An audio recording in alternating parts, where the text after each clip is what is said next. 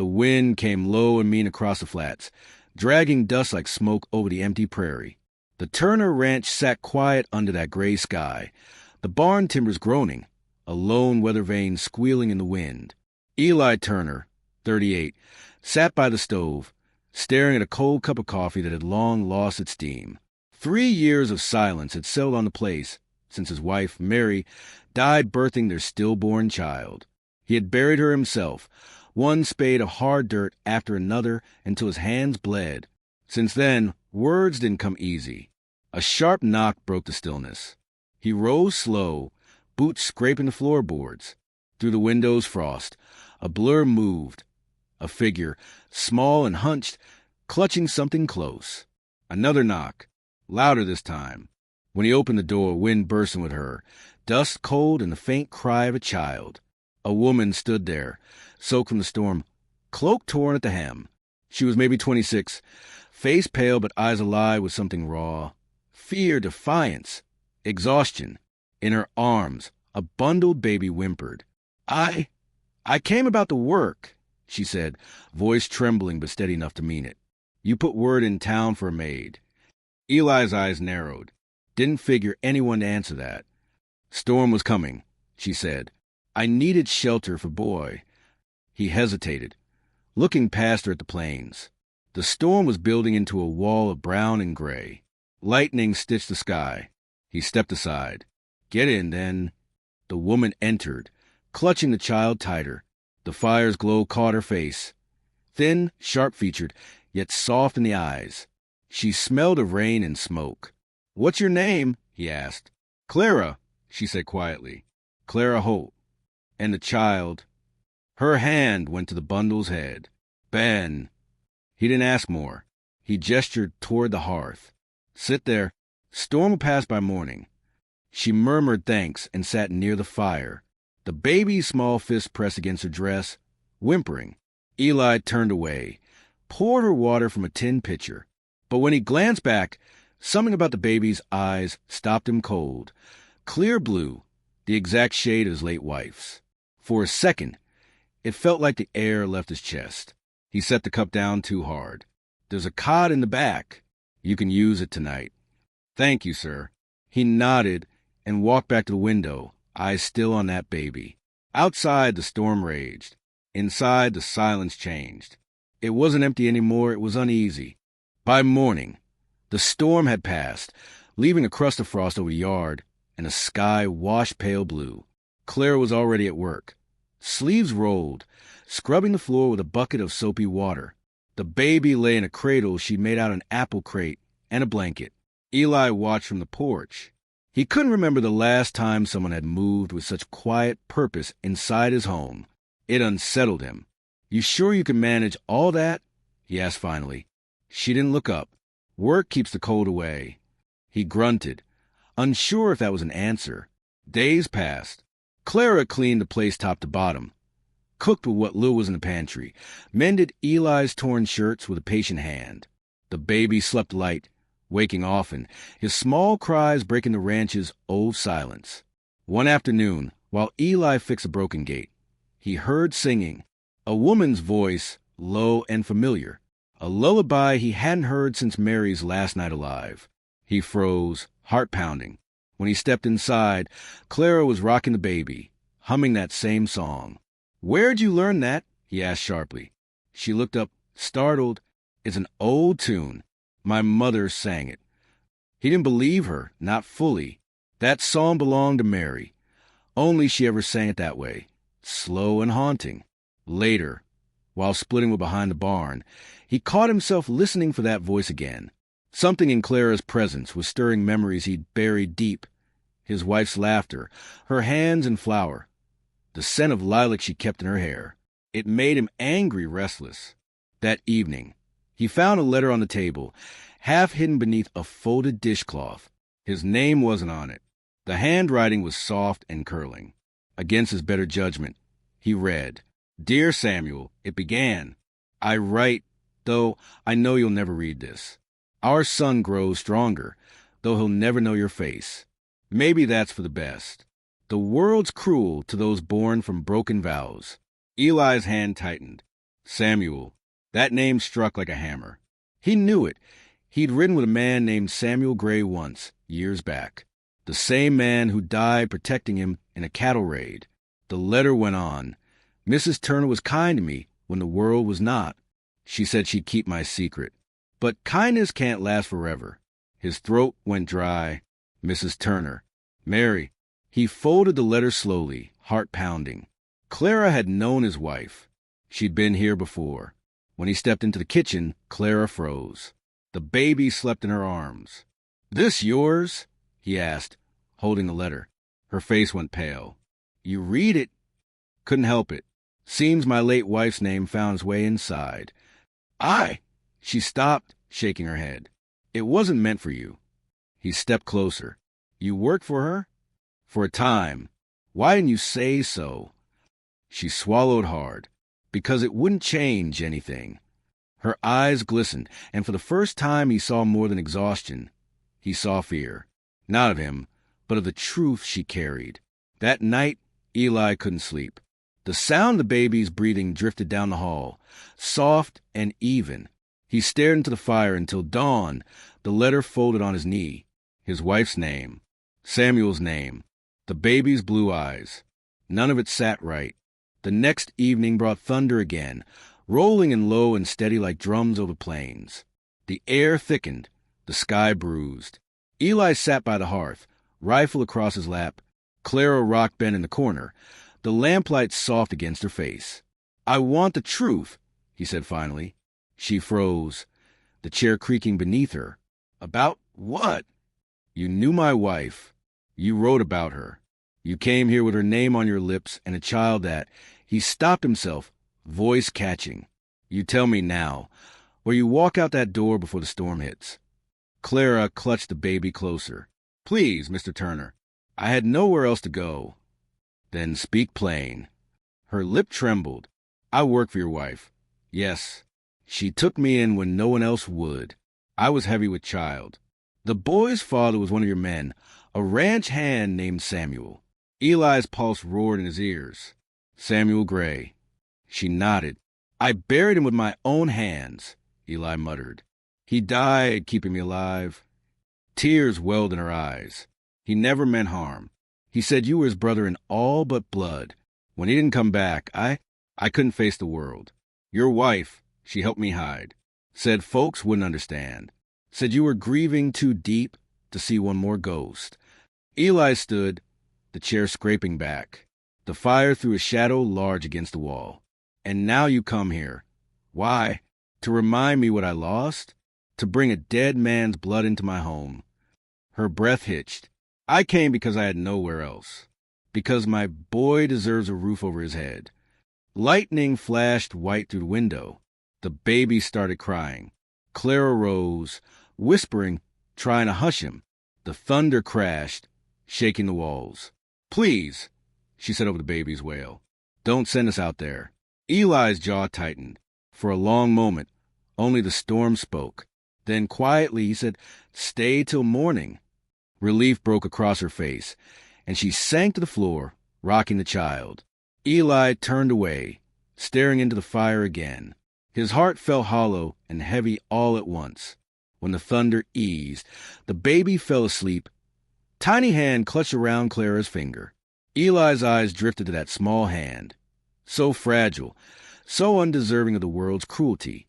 He whispered to himself, barely audible, "Samuel's boy." Clara's eyes met his. "He saved your life," she said softly. "And maybe this is how he's still saving it." Outside, rain began to fall, slow and steady on the roof. The fire cracked. And for the first time in 3 years, Eli Turner didn't feel entirely alone. The storm rolled on through the night, but inside that small house, something had shifted. A door opened between grief and grace, between past and the faintest glimmer of something new.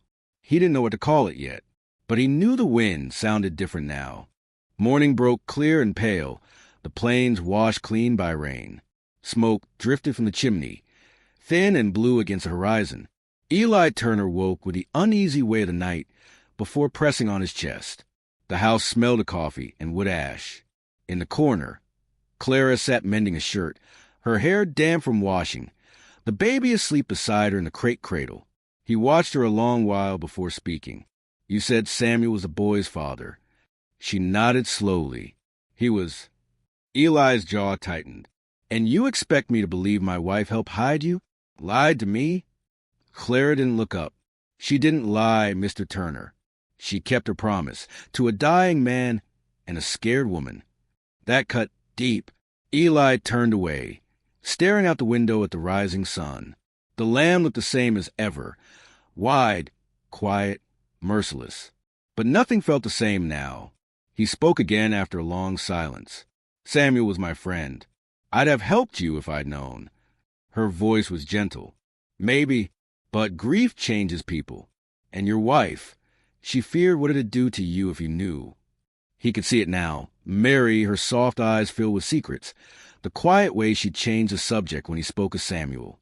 The thought hollowed him. Why come back? He asked finally. You could have gone anywhere. Clara met his gaze then, steady and tired. Because he saved your life, Mr. Turner. And I thought maybe that meant something. Maybe his son deserves to live where his father died brave. Eli didn't answer. The baby stirred, a small sound that felt louder than gunfire in the still room. Later that day, he saddled his horse and rode the boundary lines, needing distance from the ghosts. The air was sharp, carrying the smell of sage. He saw the fence broken near the creek, tracks of cattle leading off. He crouched, running a hand over the prints. Fresh, too fresh. When he returned, Clara was outside hanging laundry, the baby playing the grass beside her. She looked up when she saw his face. What is it? Rustlers, he said. Tracks near the creek. Could be the same gang that hit the valley last spring. Her face went pale. The same ones who... He nodded grimly. The same that killed Samuel. The wind caught the line, snapping the sheets. Clara gathered the baby up, holding him close. Eli's voice was low. If they're back, we'll need to be ready. 3 nights later, the first shot came just after sundown. A rifle crack rolled across the fields, echoing off the low hills. Eli dropped his tin cup, grabbed the Winchester by the door. Inside, he barked. Take the boy and get down. Clara did as told, crouching behind the table, clutching Ben tight. The baby whimpered. Eli moved to the window, the lamplight throwing a thin glow across his face. He saw a movement by the barn, a flicker of shape, the gleam of steel in the dark. He fired once. A cry followed. 2 more figures broke from the shadows, running toward the corral. He kicked open the door. Rain started to fall again, cold and sharp. The night smelled of gunpowder and wet dirt. His boots splashed through puddles as he moved for cover by the trough. Then silence, just the wind and the low moan of a dying horse. A whisper of hooves came from the ridge. He raised a rifle and shouted, "Show yourself!" No answer, just a voice in the dark. "Turner, we got unfinished business." He knew that voice. Luke Brennan, one of the outlaws who'd ridden with Samuel before turning to banditry. Eli's heart slammed against his ribs. "You're trespassing, Brennan." "Reckon I am." Luke called back, laughter rough. "You got something belongs to me. A debt to settle." Before Eli could reply, another shot rang out, splintering the post beside him. He dropped low, returning fire. The night exploded in gunfire. Muzzle flashes lit the rain like lightning. Inside, Clara huddled with the baby, eyes wide with terror. The noise shook the walls. Ben began to cry, his little voice drowned in thunder. Eli hit one man, heard the thud of a body falling. Then the others pulled back, fading into the dark. Silence again. He stayed crouched a while longer before limping back to the porch. A bullet had grazed his arm. Blood dripped into the mud. Clara met him at the door, eyes wet. "You're hurt." He waved it off. "They'll be back. This was just to spook me." "Why?" she whispered. Eli glanced toward the barn. "Maybe they think Samuel left something behind. Maybe they just want to remind me what they took." She pressed a cloth to his wound, trembling. "You can't fight them alone." He looked at her then, really looked. This small woman who'd carried her past through fire and dust, standing now in his kitchen with a child in her arms, unflinching. "No," he said softly. "Not alone anymore." By dawn, the air was heavy with smoke. They'd burned the north pasture fence in the night, his cattle scattered, his work undone. Eli rode out early, rifle slung, scanning the horizon for movement. The land stretched endless and empty, but he knew better than to trust silence. When he returned, Clara had breakfast ready, cornbread and weak coffee. He sat stiffly at the table. The baby sat on her lap, gumming a biscuit. "You should leave," Eli said quietly. Clara looked up, startled. "What?"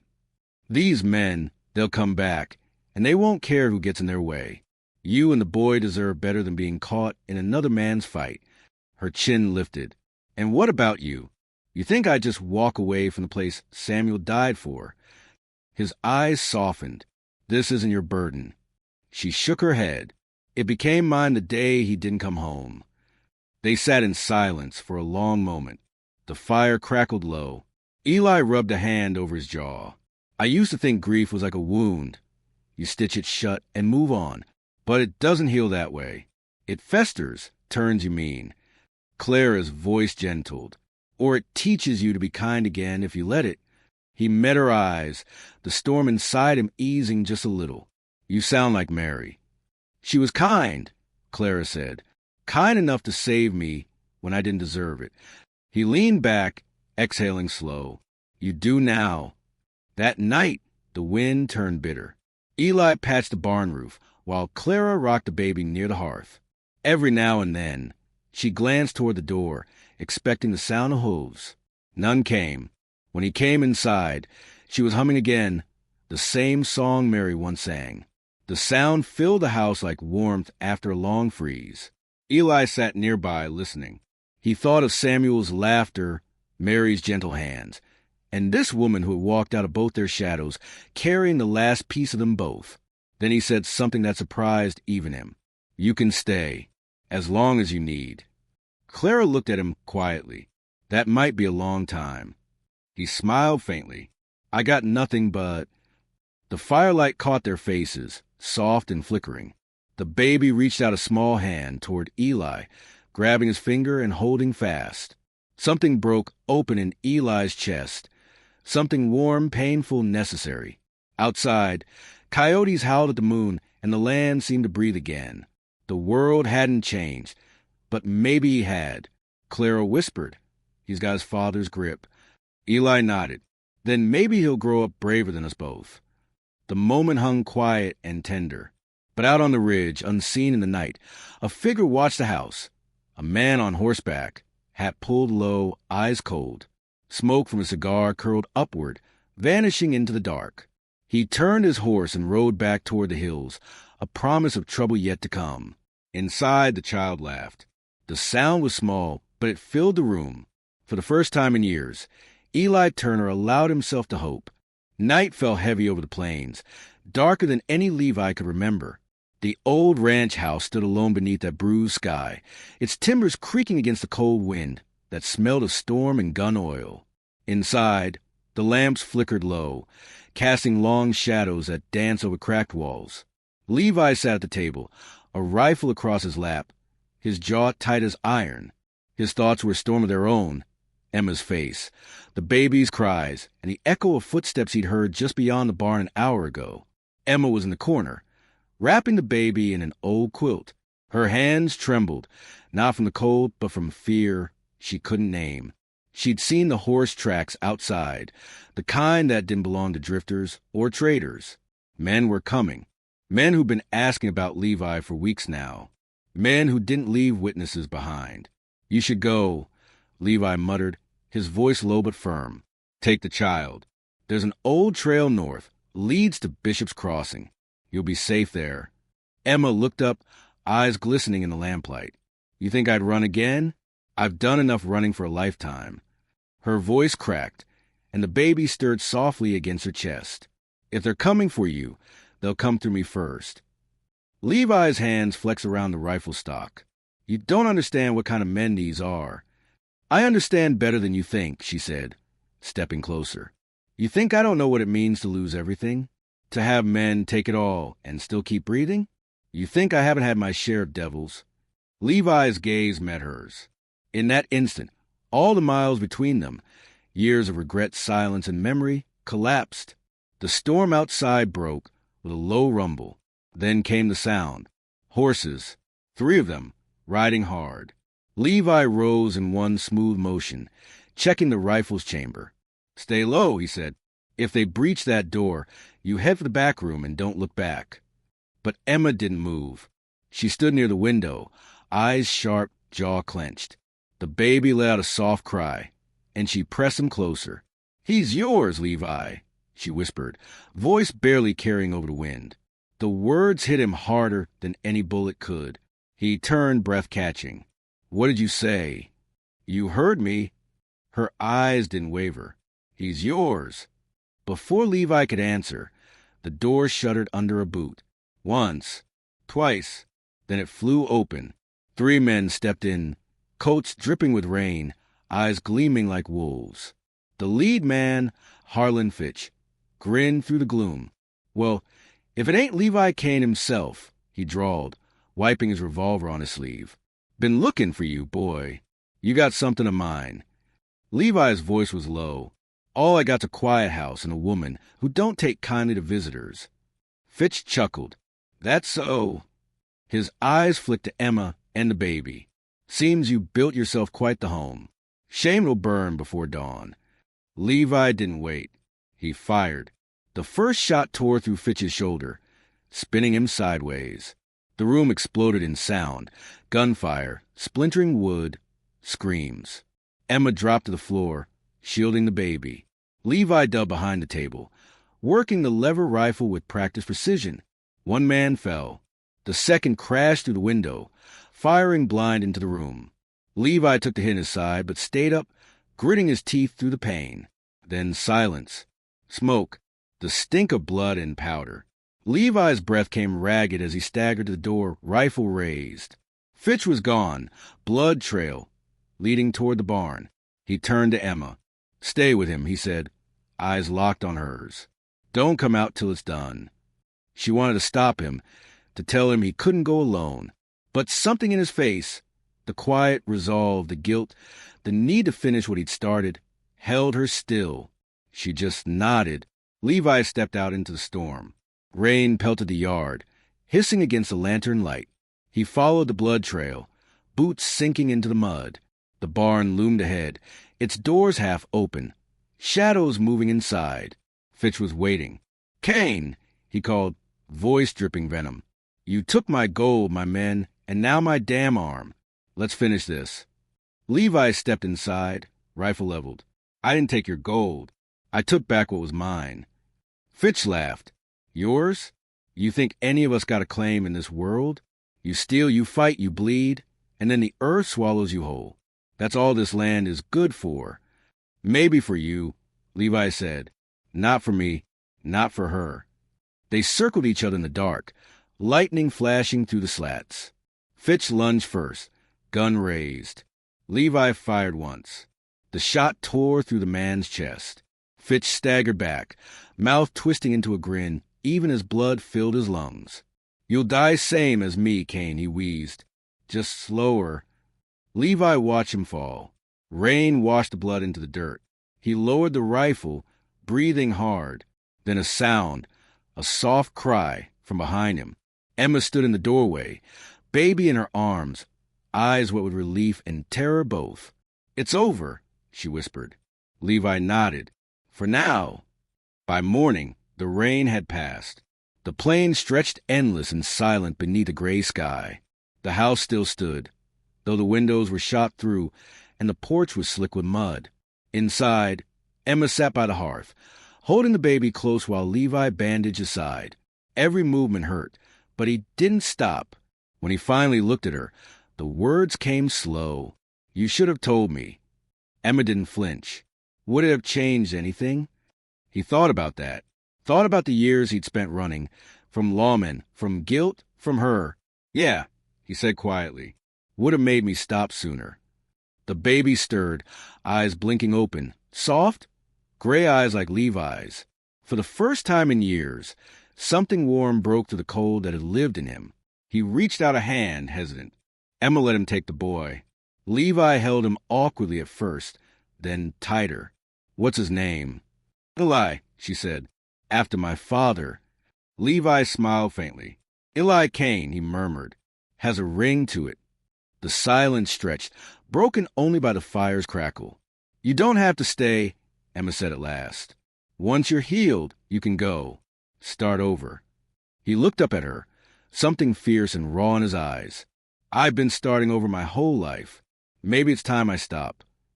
She blinked, unsure if she'd heard right. "You mean?" "I mean, I'm done running," he said.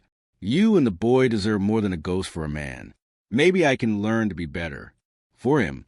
For you." Her breath caught. She wanted to believe him, but belief had cost her before. "Words are easy, Levi." "I know." He set the rifle on the mantel, the same one he'd carried since he was 17. "That's why I'm laying this down." Outside, the first rays of sunlight broke through the clouds, lighting the drenched land in pale gold. It was quiet, peaceful in a way Levi hadn't known in years. He walked out to the porch, Emma and Eli following.